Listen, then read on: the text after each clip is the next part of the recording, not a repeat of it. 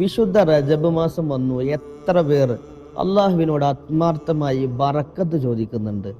പരിശുദ്ധ നബി സല്ലല്ലാഹു അലൈഹി വസല്ലം റജബിലേക്ക് കടന്നാൽ അല്ലാഹുമ്മ ബാരിക് ലനാ ഫീ റജബിൻ വ ശഅബാൻ, അള്ളാഹുവേ റജബിലും ഷഅബാനിലും ബറക്കത്ത് നൽകണേ എന്ന് പ്രത്യേകമായി ദുആ ചെയ്യാറുണ്ട്.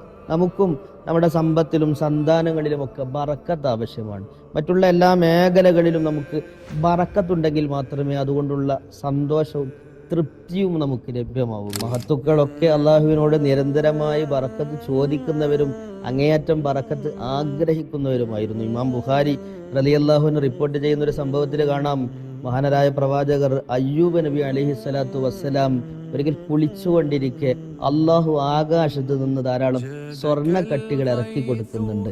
ഈ സമയത്ത് അയ്യൂബ് നബി തന്റെ ഷോൾ വിരിച്ചുകൊണ്ട് അതിലേക്ക് ഈ കട്ടികളൊക്കെ പെറുക്കിയിടുന്നത് കണ്ടപ്പോൾ അള്ളാഹു ചോദിക്കുന്നുണ്ട്, യാ അയ്യൂബ് അലം മകുന്ന അഗ്നിയതുക അമ്മാ തറ, ഞാൻ നൽകിയത് തങ്ങൾക്ക് മതിയായില്ലയോ എന്ന്.